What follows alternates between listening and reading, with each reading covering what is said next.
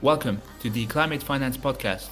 My name is Jonas, and this podcast aims to mainstream climate finance by interviewing high-level investors, researchers, and policymakers who have made significant contributions to the climate finance space. Please note that this podcast is for informational purposes only and should not be considered as investment advice. Enjoy the episode. Good morning, good afternoon, good evening, everyone. Welcome back to the Climate Finance Podcast. Today's guest is Vikram Gandhi. Vikram Gandhi is a professor at Harvard Business School, where he co-pioneered their sustainable investing course. Vikram Gandhi is a founding partner at Asha Ventures, an Indian impact-focused investment fund, and he's also a senior advisor to the Canada Pension Plan Investment Board. He's also the chairman of the board of Growth for Good Acquisition Corp, a sustainability SPAC. Prior to his teaching and investing endeavors, Vikram Gandhi was a global investment banking executive for 25 years. So welcome, Professor. How's it going in Massachusetts? Thank you, Jonas. Thank you for having me on this podcast. Yeah, it's going good. You know, the semesters just got over. There was graduation at Harvard last Thursday. And so after a busy teaching schedule, just finished all my grading of all my courses. I teach sustainable investing and one or two other classes as well, as you mentioned. So finished all the grades just 2 days ago. So feeling a bit of relief. Oh, it's a perfect time to have a podcast interview with you. Yes, I guess that's why it's been scheduled. Yeah, so thank you very much for being on this podcast. While preparing for this interview, I went through your LinkedIn profile, which is quite impressive. You spent 25 years in investment banking. And then what motivated you to switch on to social impact and sustainable investing? What was the light bulb moment? I'm not sure it was a light bulb moment that happened, just one day, but maybe it was a light bulb process, if you will, like a slow kind of burn. And essentially what it was that I'd spent 25 years in investment banking, as you said. I was very happy with my career. I've enjoyed what I did, but just felt that at some point, one has to, and, I was in my 50s at the time, has to think about like what you do with all this, both education and business experience in kind of making a difference. And it wasn't just about making a difference in the context of going and doing a nonprofit work or foundation work, which obviously is extremely important. I do have a foundation as well, but really to take my business skills. I've been an advisor to large companies on capital raising, mergers, acquisitions, to asset managers, done a lot of investing myself. Is that how to take those experiences and apply them to solve important problems? And do that in the context of private capital. So what I mean by that was, or how this epiphany came about, was that, government spending and philanthropic spending, while both are extremely important, are just not enough to address a lot of the societal issues we have.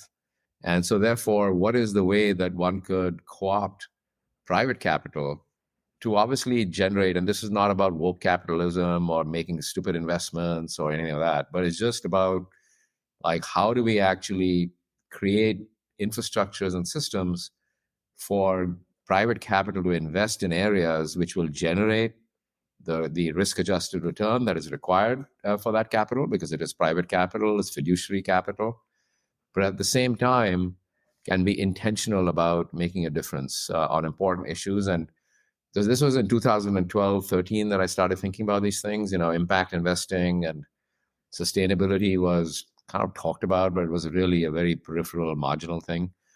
And climate risks were also just talked about, but again, a reasonably marginal thing. So I felt at that time it was probably good to kind of step away from my investment banking career and really focus on what I thought would be important issues, and which have turned out to be pretty important issues where we still are, have a lot of ways to go in terms of addressing those problems. One of the channels where you sought to focus on those important issues was by returning back to your alma mater, Harvard Business School, and creating the sustainable investment courses. So could you walk us through that process of how that took place?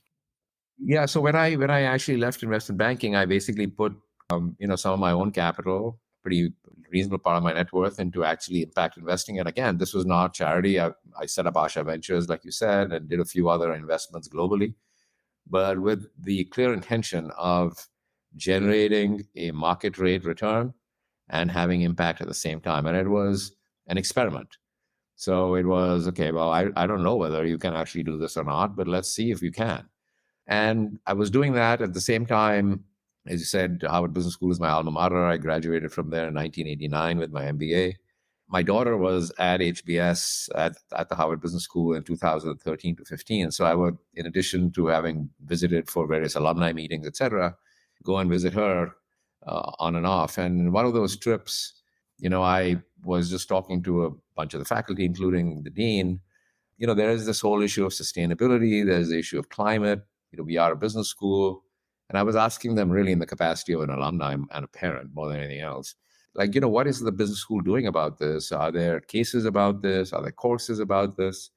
And yeah, I mean, they said, yes, we've got a little bit. We're starting to think about it, but there was really no course, et cetera. And, one thing led to the other. And I felt that if my broader mission here was, how to kind of figure out how to bring private capital to solve these issues and generate the return that's required, wouldn't it be a terrific way, in addition to doing it myself or advising fund managers doing it, wouldn't it be great to actually students at a leading business school who could then, the multiplier impact of actually doing that can be pretty huge, so that's how it kind of came about. And I said, well, I'd never had great aspirations to teach or anything, but I don't think for me, just my style is just lecturing is not a thing. But as you know, at HBS, everything is case studies, et cetera. And so I felt, well, that would be pretty interesting if we could actually develop a whole new course. And HBS was extremely supportive of that. I had never done it before, like teaching or writing a case. So I teamed up with one of the finance professors there, Sean Cole. And then jointly we developed this course. It took about a year and a half, 2 years. We wrote nearly 25 new case studies because, again, you have to write cases for the course. And we've just finished teaching it for the 6th time this last semester. So that's really how it came about. It took about 2 years to develop, and then we taught it for the first time 17, 18, and then we teach it every year. It's an elective in the second year of the MBA program. Wow, amazing. And I was looking at, I think your work not only has an impact at Harvard Business School, but also has an impact at other business school. I think I saw University of Chicago, they implemented some of your case studies. And I would love to now jump into some of the case studies that you cover in your course. So let's start off with investment banking, since that was your primary career. You have 2 interesting case studies on Goldman Sachs and Morgan Stanley. Goldman takes an approach where they acquire a firm, whereas Morgan Stanley does a lot of internal changes. So what's your thought process behind those 2 case studies? Yeah. So again, as we maybe just talk a minute in terms of how we constructed the course, we said, well, which are the different areas that we need to focus on to make a robust course? And then so we looked at the different asset classes. So there's public markets. So we have a bunch of cases on that. There's private markets. So we have cases on venture capital and private equity. There's impact measurement and management, because I think the difference, at least in the commercial world, the difference really is that you're making an investment. So I always tell my students, first of all, that, when we talk about sustainable investing or impact investing, don't forget the word investing is in that statement. So you really got to be a good investor. And then the impact kind of, you sit there and measure it. And so there's how do we measure impact and manage it? And then what are the ecosystems that need to happen to really kind of move the ball forward? It was really in the context of the ecosystem discussions that we felt that some of the biggest intermediaries of capital are the investment banks, right? They, on the one side, have investors, and the other side, they have clients who are needing capital, and their role is to be in the middle to kind of match the investment desires with the capital providers with the capital users. And what would be their role in actually mobilizing capital to solve important things like climate finance? And so that's how obviously I've been a Morgan Stanley from there, and so therefore I had good connects there to write a case. I had good leads into Goldman Sachs as well. And so the broader objective was like, how are 2 large global investment banks, mobilizing their client dialogues, educating their own employees, providing product opportunities, so creating new products. What are all the different parts of the value chain which they're implementing to address these issues of sustainable investing? And, Morgan Stanley had an approach which was, we're not going to go and buy something. We're just going to sit there. We're going to educate. If you look at our different businesses, we're going to talk to our investment bankers. We're going to talk to our asset managers, as well as our private wealth relationship managers, as to how they can really have active dialogues with their clients on this. So it was really a building kind of a capability within the firm.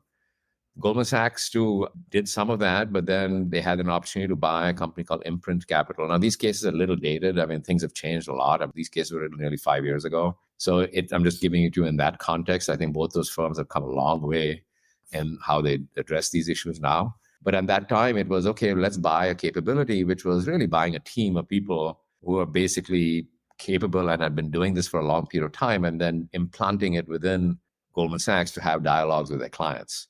But ultimately, the goal for both was pretty much similar, which is that their clients were starting to talk about these issues.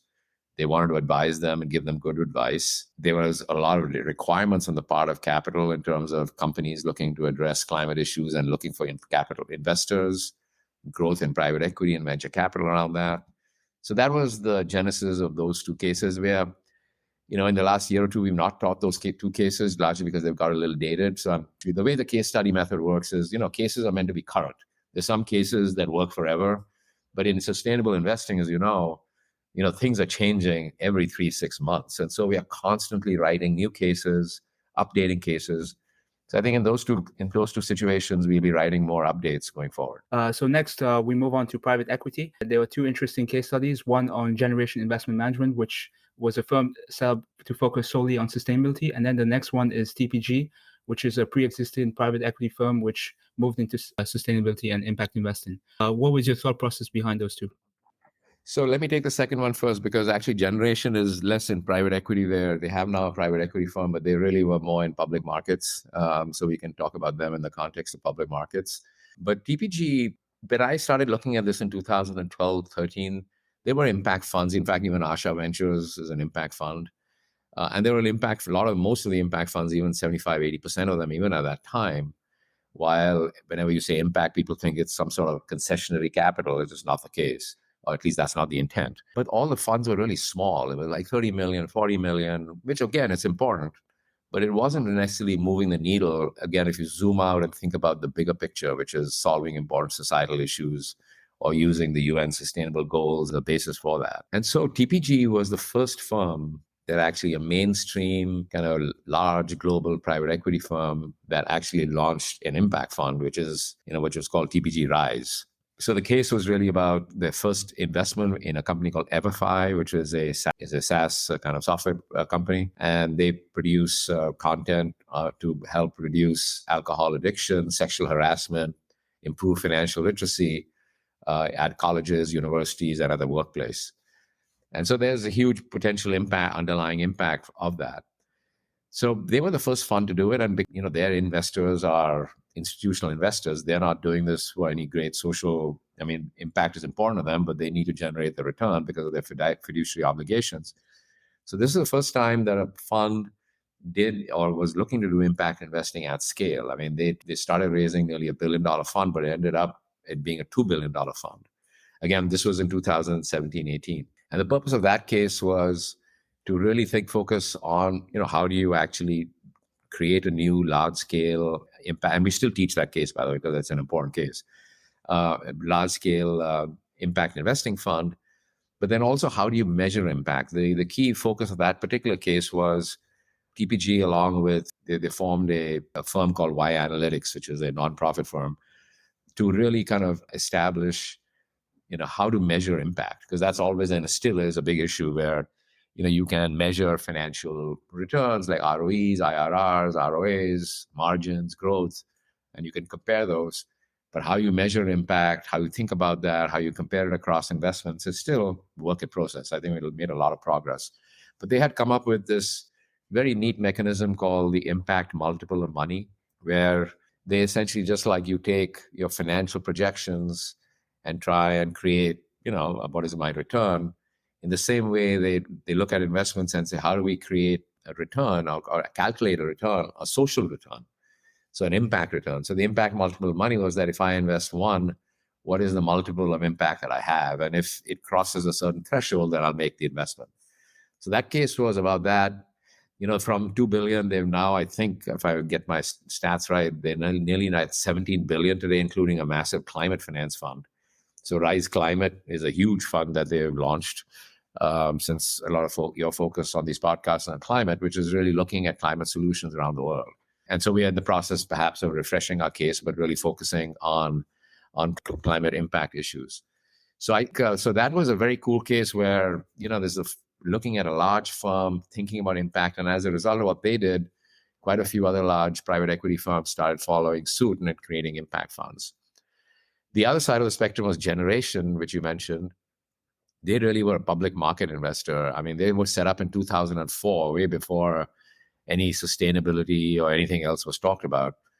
And their real focus was that in the long term, if we are a long-term investor, which is what they were, it was set up by a person called David Blood, who was the head of Goldman Sachs Asset Management, and Al Gore, the ex-vice president of the US, and has now grown into over a $35 billion platform.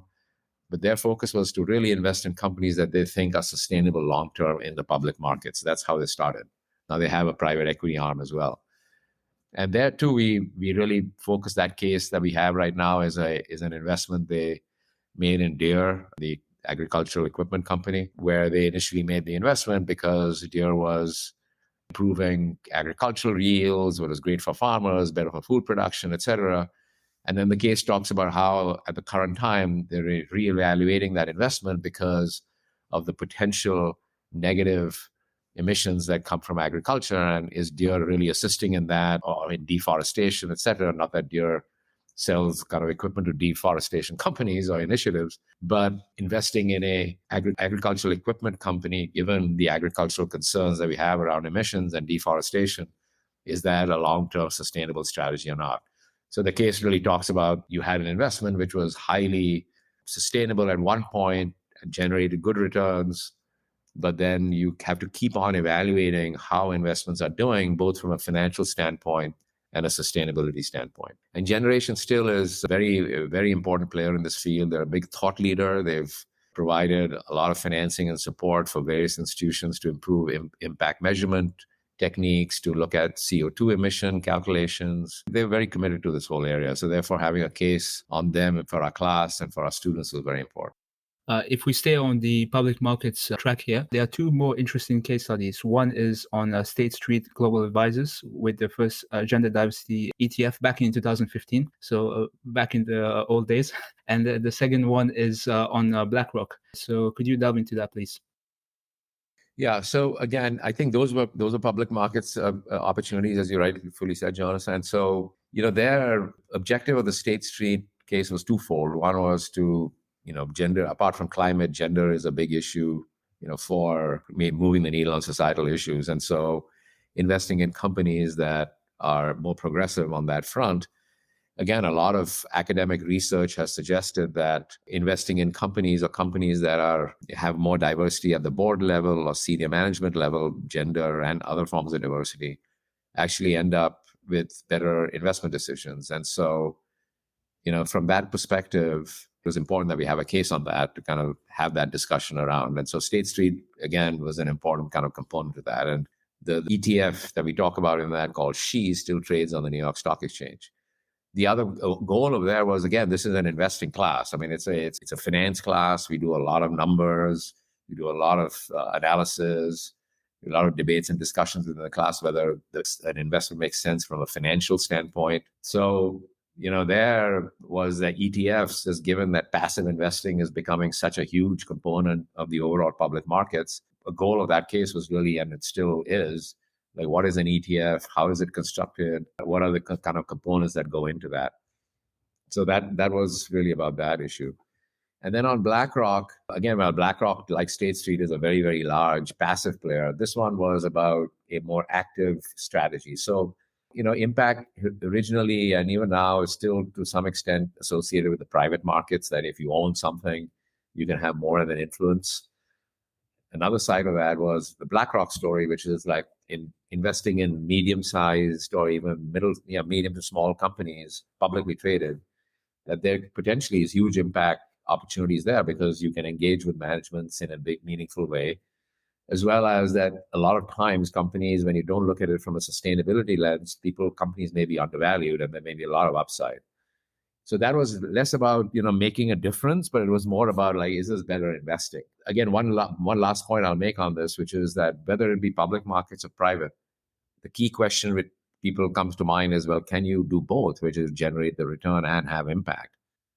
And I would say that the companies that have been successful at this and have done it at scale is really finding investments which impact is inbuilt in the business model. So what I mean by that is, if I take the example of Deere, which I said in the generation thing, the more equipment they sell, at least when the initial investment was made, the more better agricultural practices you have, and therefore, the better it is for food production and, farmer income and et cetera. The same, in a lot of other investments, like in the EverFi TPG case, the more software you sell and penetrate in universities and high schools and companies, and more software you sell, the more impact you have in terms of potentially reducing alcohol abuse, sexual harassment, and improving financial literacy. So it's inbuilt in the model that the more you sell of the product, the more money you make and the more impact you have. And so those are the kind of companies that you think about. But what's different in all these cases is that the company making the investment or the investor making the investment is intentional about doing its diligence from an impact as well as a financial standpoint initially. And then once the investment is made, having metrics, just like you have financial metrics, having impact metrics, which are then tracked, and managements are held accountable for it. And, the success or failure of an investment is not just purely driven by the financial return, but also by the social return. And we found, to your other point, you said about case studies being used at University of Chicago and others, HBS case studies are used extensively. I mean, we are globally. And so I've seen that our case studies are now used in various European universities and quite a few universities around the US. Congratulations for that. I'd like to move on to engagement in activism. I find this a very fascinating topic. And you have 3 interesting case studies. 2 of them are hedge funds.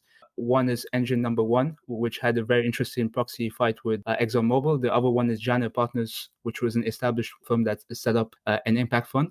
And then the last one, which I think is, let's say, my favorite out of the 3, is California Public School Teachers Pension Plan, which tackles a very important issue regarding gun violence. So I think maybe in all those 3, the common link actually is CalSTRS, the California Teachers Pension Plan, like the one you referred to.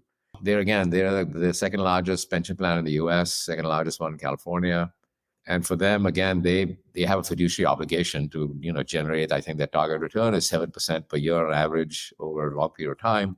But they also have, from their perspective, as the way they think about it, and a lot of asset owners think about it, there's another very big distinction which we make in our class, is the difference between an asset owner and an asset manager.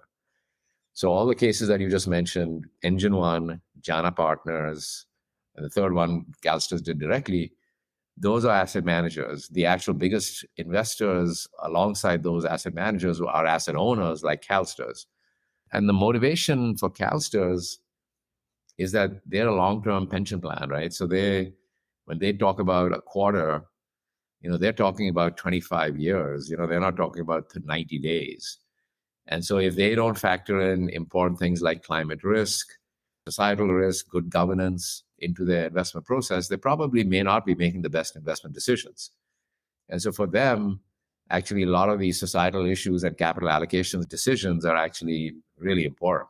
The common thread is that CalSTRS was the big pension plan behind Engine One. I think personally that Engine One would not have been successful if CalSTRS had not been there. CalSTRS was in partnership with Jana Partners, is when they jointly wrote a letter to Apple, which is what the focus of that particular case was.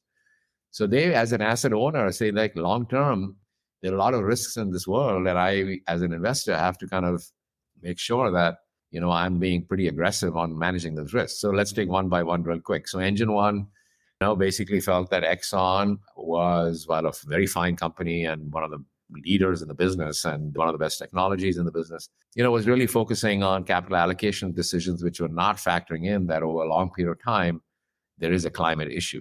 It was the first time that a small fund, but again, they would not have been successful had not been backed by CalSTRS and a few other large pension plans, and then ultimately the 3 big passive investment managers. It had not been done before, where actually a fund like this could nominate directors and got the management team. The management team supported directors did not get elected, at least 3 of them. And so that was a big, big thing. I don't think it'll happen too much late going forward, for the simple reason that a lot of companies saw that and started becoming a lot more proactive in dealing with issues that shareholders would be concerned about. But ultimately, the intent was to do that. And so therefore, it was a good thing that happened. But it's also interesting that, maybe in the longer term, it plays out. I think literally Exxon just had its annual shareholder meeting just 2 days ago. I guess this is a recorded podcast, but right now we're 2 days from when we are speaking. And essentially a lot of the ESG-oriented proposals did not get a lot of votes because they went too far, I think, a little too extreme in their kind of asks, I think, anyway. And part of it is also the macro thing that, look, oil and gas is here to stay for a while. It's not going to go away. I'm a big believer in that. I think it's just got to be done in a gradual, thoughtful manner. But ultimately, capital allocation decisions have to be pushed to sensible long-term areas. And that's what I think the shareholders have been pushing Exxon to do. But right now, given what's been happening in the war in Ukraine, the general demand-supply imbalances, the expected growth in the economy a year from now, that oil and gas drilling is still important. And so having that balance between the two is another part of the class. I mean, I want to make clear that this class is not about just saying, sustainable investing. Everyone has to stop doing things what they were doing and everyone has to change overnight. No, we're trying to make this a finance class, which is just saying, look, on a practical standpoint, if you have a 20, 30 year time horizon, there are decisions that need to be made now because of the implications that come on later. So I think that's the discussion there. Jana Partners, similarly, very quickly was ultimately Apple phones. I mean, the whole thesis there was that while, iPhones have done a fantastic thing for this world in creating efficiency and connectivity, et cetera, they also have the negative consequence of addiction. And therefore, what should a company like Apple be doing about it? So they wrote a letter to Apple. I mean, in the big scheme of things, even if you own a few $1 billion of Apple, you're still a very small percentage shareholder. And that's what they were, a very small shareholder. But they wrote a letter. Apple did not necessarily communicate with them or engage with them. But just 6 months after that letter, Apple put out kind of a default setting in their phone or not necessarily a default setting, but a highlighted setting where parents could control the amount of time spent by a child's iPhone on different social media. And parents could track it and then therefore shut it off after an hour or whatever time period they decided was the right time period for their child. So again, now whether you could say that this happened because of that letter and that push and the more publicity they got, or they would have done it anyway, I don't know. But this was not a big technology fix. It was kind of easy to do, but it hadn't been done. And so one could construe that this letter was a decent catalyst to actually make that happen. And so that'll be another point of engagement that ultimately, and why does that matter? Because in the long term, you're producing a product that is addictive, regardless of all the benefits that product creates. Your license to operate in society, if you're creating an addictive product, actually diminishes over time. And therefore, that's a really important risk in a business long term, and therefore should be addressed in a proactive manner. And the same thing is on gun control, right? I mean, again, that one, the California pension plan is, the CalSTRS, is very much, in California, a lot of gun shootings, school shootings, which were obviously devastating. And because it's a teacher's pension plan, it's even more like straight, hits home, if you will. It was a really important issue agenda for them and their board. And so they engaged with both the gun manufacturers as well as with, equally importantly, the gun distributors, like the large sports distributors and even large firms like Walmart, et cetera, Dick's Sporting Goods, to really kind of think about, to create awareness and also just make sure that point of sale checks, which is already the law, were actually done in a proper manner. And so they created, along with a lot of other investors, the principles of firearm control in the private firearm industry, have been engaging since then. In these engagements, the big challenge in all those three examples I gave you, the big challenge is, was the engagement a success or not? How do you gauge that? Do you know whether your engagement strategy is successful? Engagement strategies, by definition, don't happen overnight, or the results don't show up overnight. Engagement means you engage over a period of time and then try to determine what the causality of that engagement was and whether, like, for example, did Apple put out that parental control system because of the letter, or they would have done it anyway? I don't know. Would Dick's Sporting Goods have actually curtailed the sale of firearms or Walmarts without this push from CalSTRS? I don't know. Exxon has now talked a lot about like we're going to be focusing on carbon capture. We think that long term going to be as much opportunity for us in carbon capture and sequestering technologies and opportunities as there'll be in oil drilling.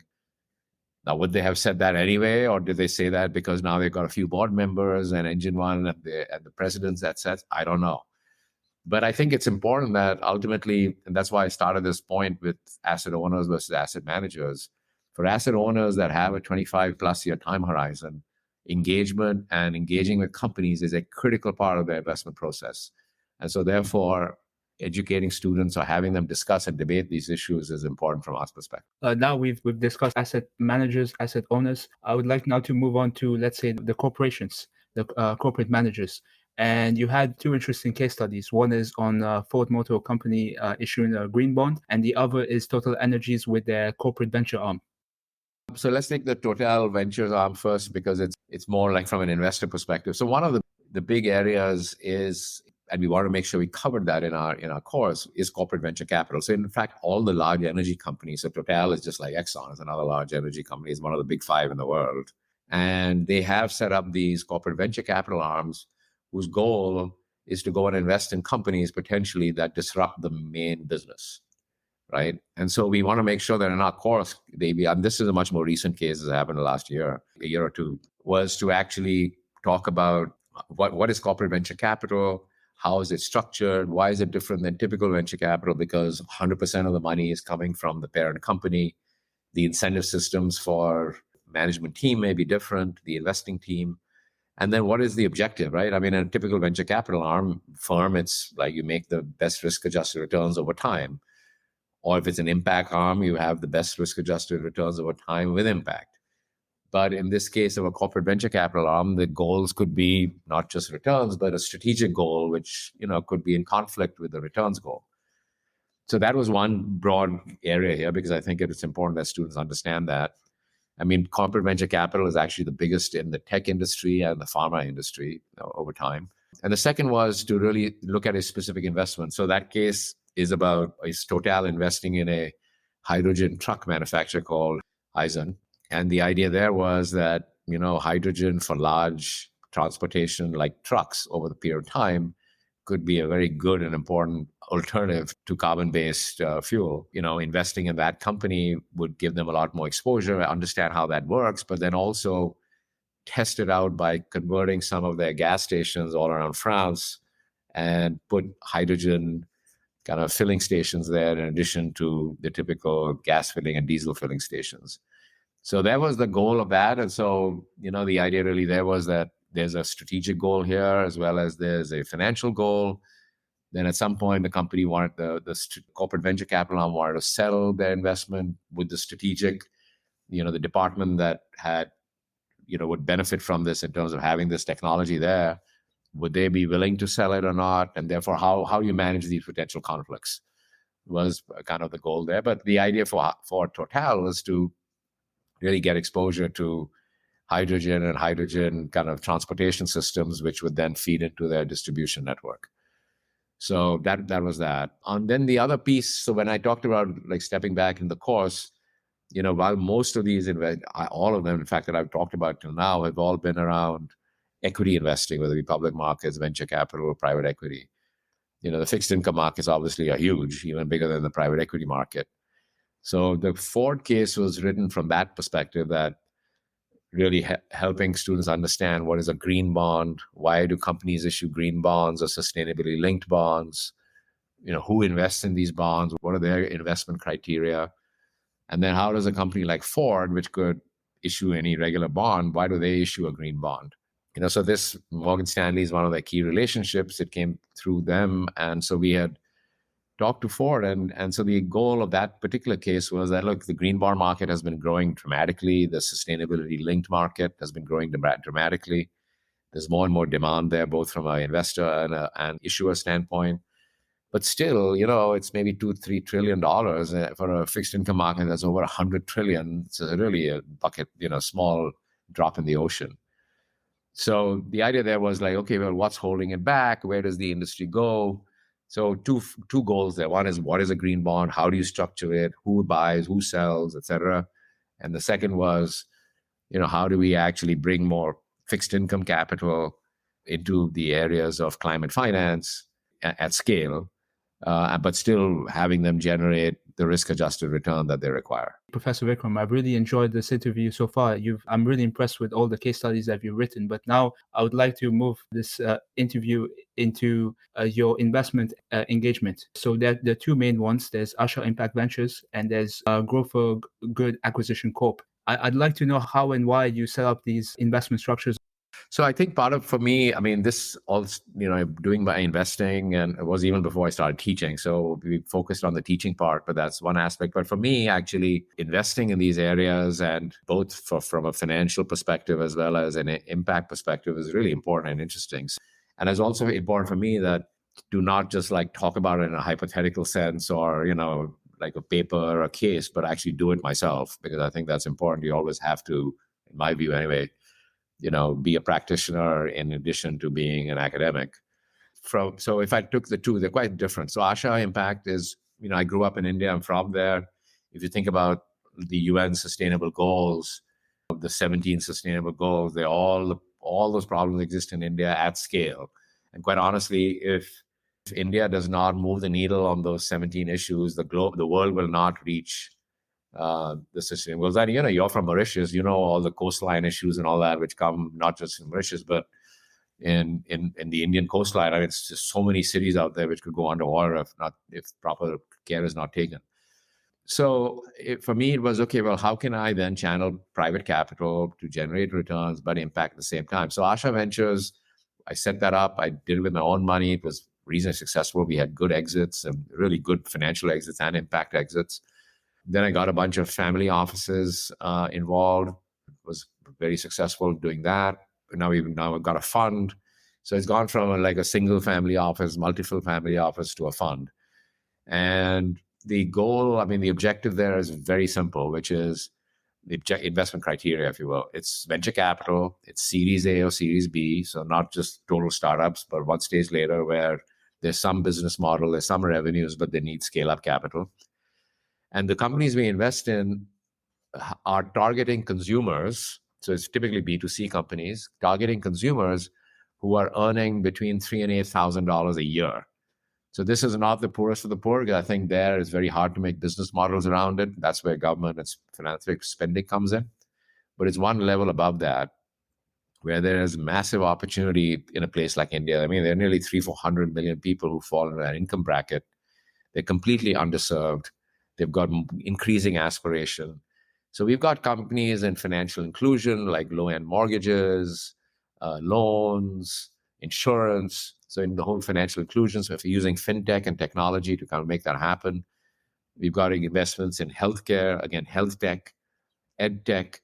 So things which are important in that area have high impact, but which that community is completely underserved. So that's, it's based in India. All the investments are in India. There was also an opportunity a couple of years ago where, like, what's happening in the US? I know this was the time when SPACs were very, very hot, if you will. SPACs have gone through a pretty rough time here in the last year, where, like, can we raise a pool of capital? And that's why it's called Growth for Good, which is that the idea was to raise a pool of capital and invest in companies that are focused on important societal issues, but again, with financial return. So climate being an important part of that. We've just announced, middle of March, nearly 6 weeks ago, an acquisition by the Growth. That's what it's set up for. It's an acquisition corp, a company called ZeroNox. I can't talk much about the deal itself because it's in the SEC registration, but ZeroNox, it's available. It's a website, etc. It's a company that basically makes powertrains, electric powertrains for off-highway vehicles. So for construction equipment, agricultural equipment, mining, anything that's not a highway kind of vehicle, they make the key EV infrastructure for those entities and for the original equipment manufacturer. So we've announced that deal. It's an SEC registration right now. And there again, the focus is that this capital is going to be used to scale up that company over a period of time as they develop. And then the CEO of our SPAC, she's very highly experienced in the whole area of climate energy transition. So she and the president of G, will join the board of this company. So there's not just about providing capital, but then providing intellectual capital to actually grow the company and grow the business. So those were two. And then I think the third one is the whole area of blended finance. So that falls into the category of concessional finance. I mean, I think public-private partnerships are critical, especially in the area of climate. And so how do we use different blended finance structures where philanthropic capital, government capital, other forms of capital can stimulate or provide, be a catalyst for bringing in private capital at scale. So, whether it be things like career bonds, social impact bonds, guarantees, pay for performance contracts, there are a whole bunch of different things. And so I'm also taking quite a bit of lead in that area. Before we move on to the closing questions, which is the advice to the listeners, I'd like to jump into and listen to your thoughts about India.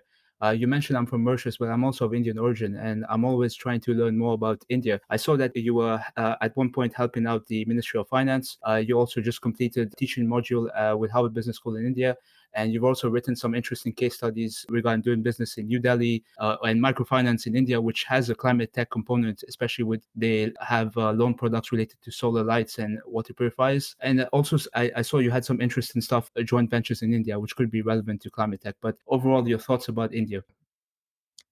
Yeah, so I think, India right now is at a stage where it's now whatever the fifth largest economy in the world, and now it just became a few months ago the most populous economy in the world, country in the world, and it's reached a stage where, if you look at history, when countries reach this stage, they really seem to take off, and so it's right now at how much per dollar per capita of GDP. So like they're at 2,300 right now. India is dollars per capita of GDP. So that's the time when a lot of other countries have taken off. I mean, I just came back from India a few weeks ago. I think the consumer drive, the aspirations, are huge. And so I think the market is just ripe in the next 10 years, 10, 15 years for taking off. Now, India always will have its issues, et cetera. And, it's a complicated democracy. And so all things don't move as smoothly and clearly, but generally the trend line is up and a lot of volatility around it.